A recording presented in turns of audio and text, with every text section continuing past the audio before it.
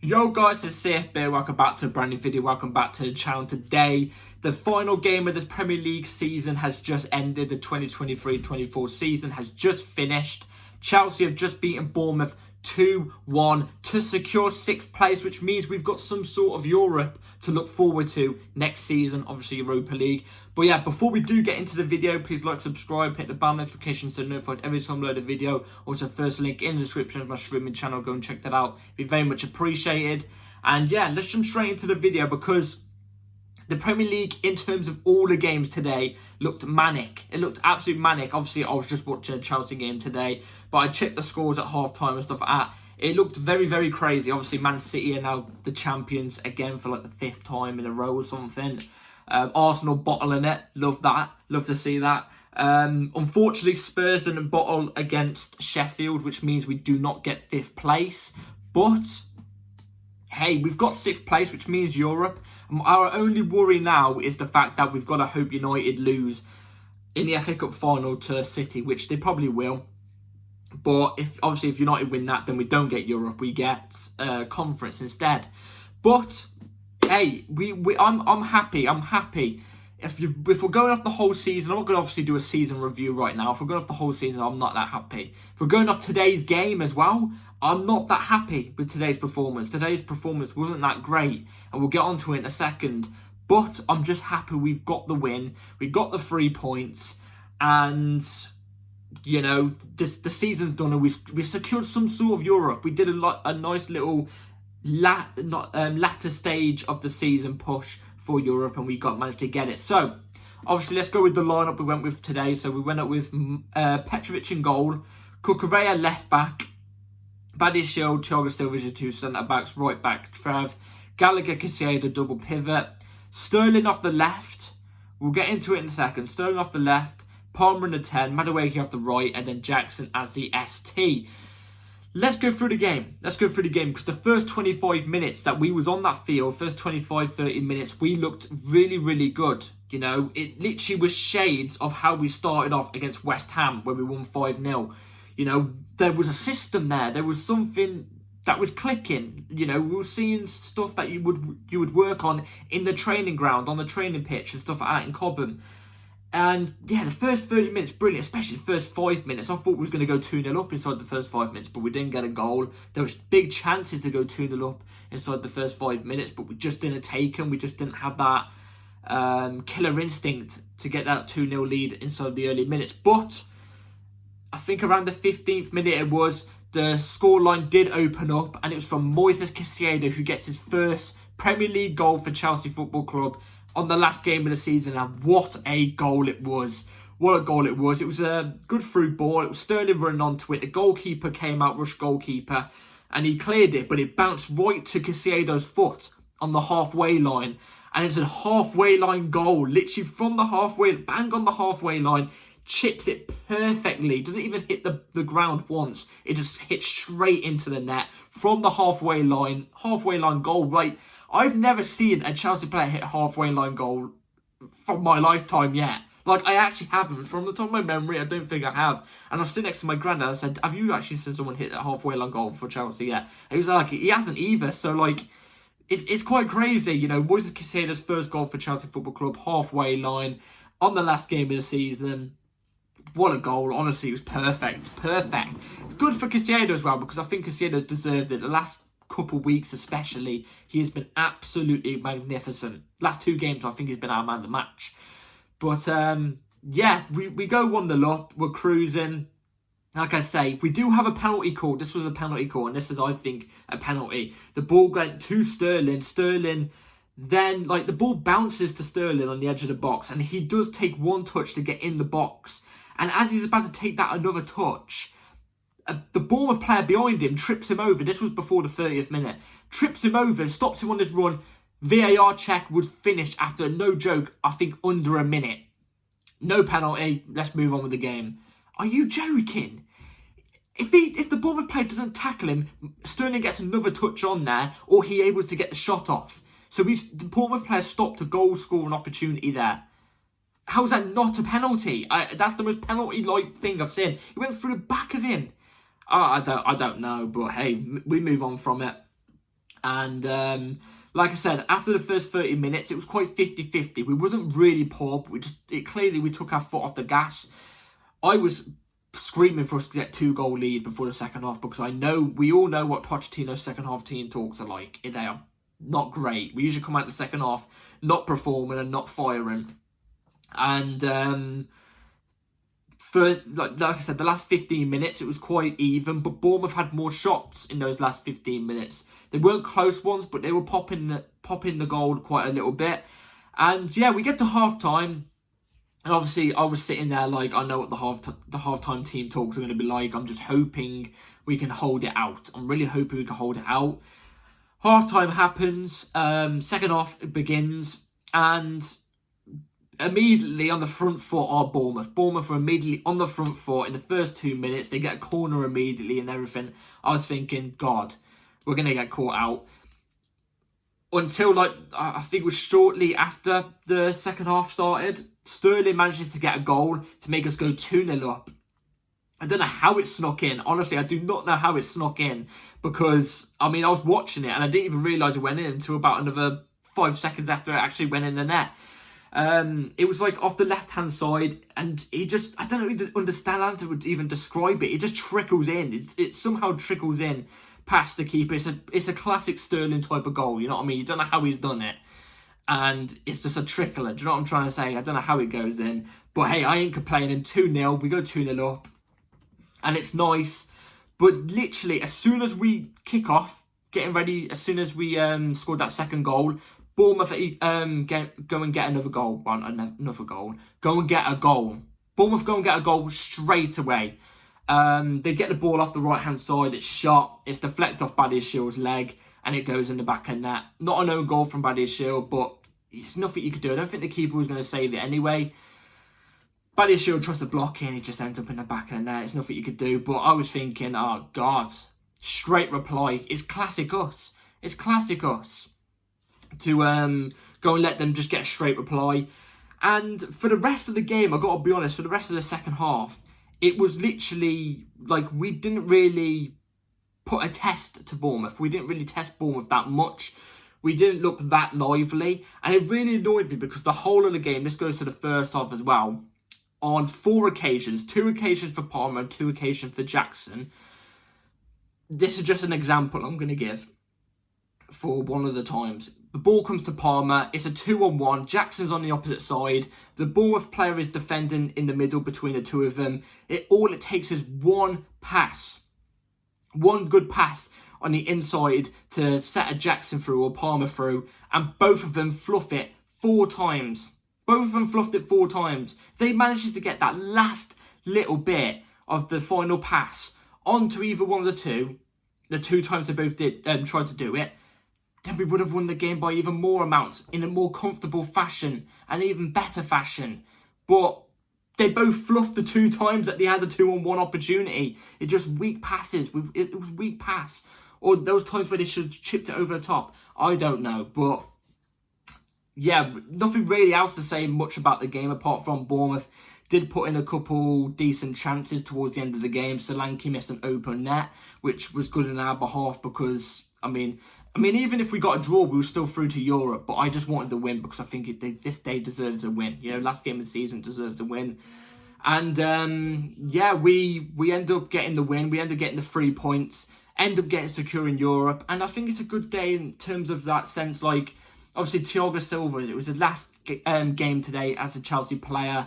We did the Guard of Honour thing for him. I thought he deserved the captain armband for today. But we didn't give it him. We gave it Gallagher. I don't understand that. It's not like you're giving it to a novice or anything like that. You're giving it to Thiago Silva, one of the best leaders in the last decade. You know what I mean? He knows what it's like to lead a team. So I think we should have given it him, but we didn't. He gave a speech to the Chelsea fans, crying, along with Bal Silva and his children.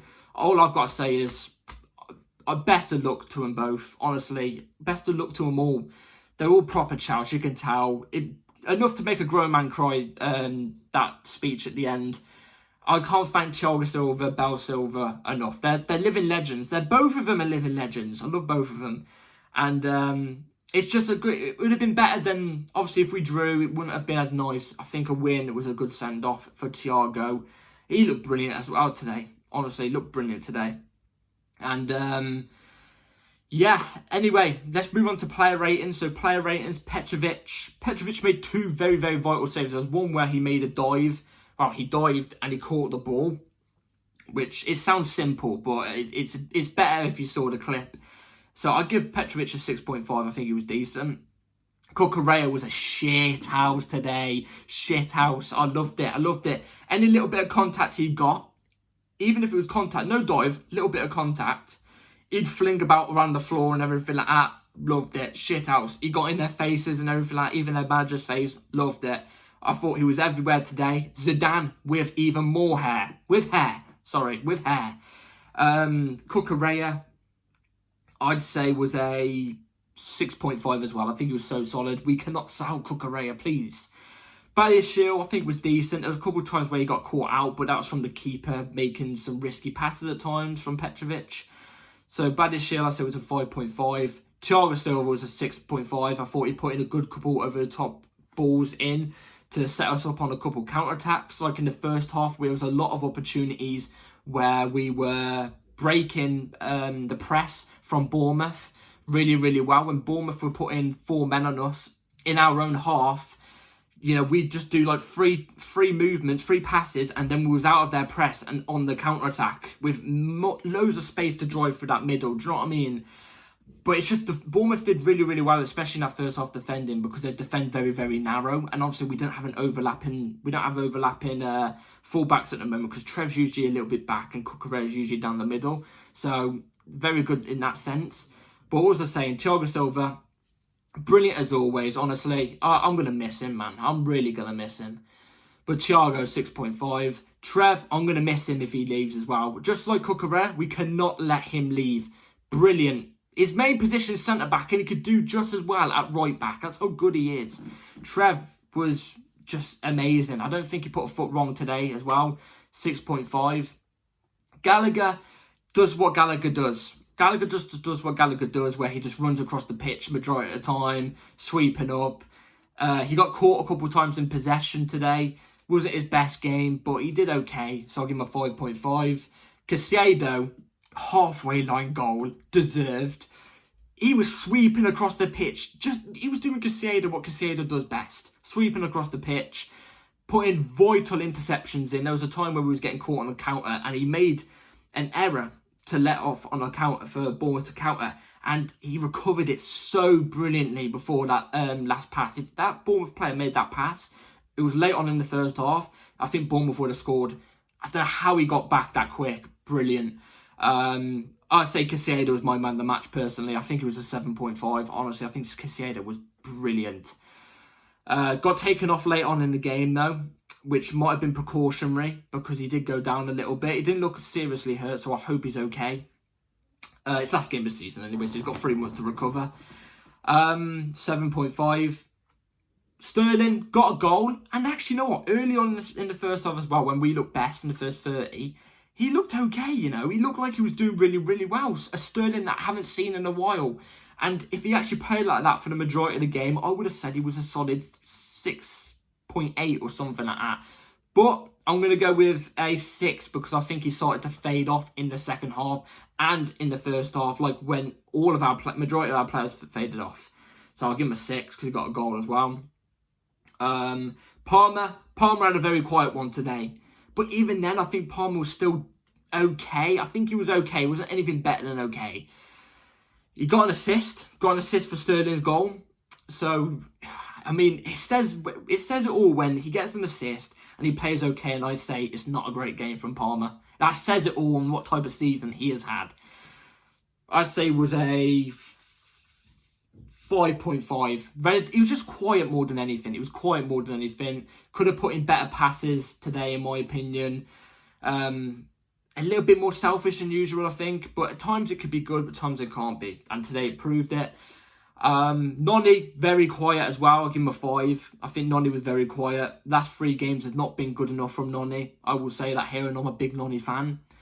And then Jackson as well. Jackson, he does his usual thing where he dribbles past the player, but if you talk about the whole game today, relatively quite quiet as well. He didn't really have many shots. He had a shot early on in the first half where he did a really good dribble to get out of a tight situation past the Bournemouth fullback.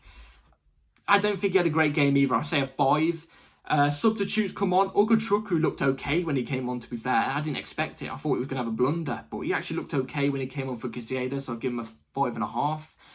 Caicedo as well. Caicedo was getting stuck in. Fair enough. Nothing I could really fault for Caicedo, so I'll give him a 5.5 as well.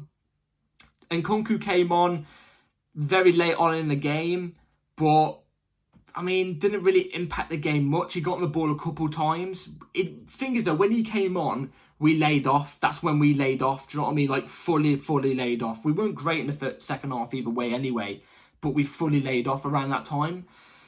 So I'd say it was a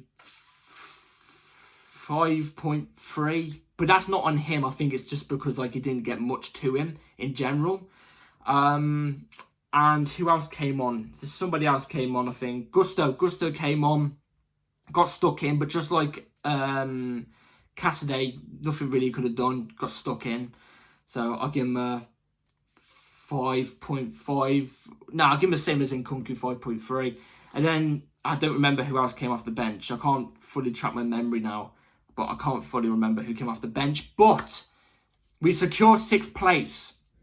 I think that's really good for us. I think that's really good for us. I think that's really good for Pochettino in that sense. Going into this review for the end of the season, I think the fact that, yes, we've had a pants first half of the season, but he's managed to bring it back and show something in a sense towards the end of the season, getting us some sort of Europe and some sort of okay Europe, especially for these young players. I think it's a good sort of Europe for them as well. It's a good tester. And we've just got to hope, obviously, United lose the FA Cup and then we've got Europa League fully. But I think it's good for Pochettino in that sense, because I think the owners will look at him and maybe give him that sense where they think, okay, he's actually brought something. He's shown some sort of system at times. He's shown that the players are backing him. He's not lost the dressing room. The players are backing him, and he's, like I said, he's got us results. I mean, look, I'm the first one to criticise Pochettino when it comes to it, because I'm not a big fan of Pochettino, but he's got us results. I would much rather us being 6th towards the end of the season when we're not playing that well but picking up results than be lying in 9th and not picking up results and having stinkers with no system. So, hey, he's done the bare minimum. He's done the bare minimum. We're just going to have to see what happens with this review. But I think this end of the season thing has helped him, to be fair. And with the manager things I'm hearing about the Ipswich manager, might be the next manager if Pochettino gets sacked and stuff like that, or we've been talks with him. No, thank you. I'd rather keep Poch, and that says something. So, yeah, good end to the season. Thank you all for watching. Let me know in the comments down below what you all think about the game. And also, as well, towards the end of the video, thank you, Thiago Silva, for everything. For everything that you've done. Thank you so much. I mean, I backed you from the jump, from you coming into the club. And we're going to miss you, man. We are very much, oh, Jesus Christ, going to miss you. And the best of luck wherever you go. I hope you come back to the bridge sometimes, even just to watch us. I hope you come back and come and say hello to us, because that'd be quite nice. And I think you will, to be fair. And the same with Belle Silva. What a woman. What a woman. She is brilliant. She is brilliant. Thiago Silva's a lucky man, let me say that. And best of luck to any Chelsea players that will be leaving. I'm pretty sure Gallagher will be leaving. I'm hoping Trev and Cucurella don't leave, but if they do, thank you for this season. And yeah, that's it for the Premier League season this season. Thank God it is over, because let's be real, if it's the whole season, it's been atrocious. But yeah, thank you all for watching. Take care all. Get ready for the transfer news videos. The transfer news will be making a comeback, obviously, before the next season starts. And just videos in general. Be ready on the lookout, because I've got some good things planned. So be ready. Take care all. Like, subscribe. And yeah, have a good one. Peace.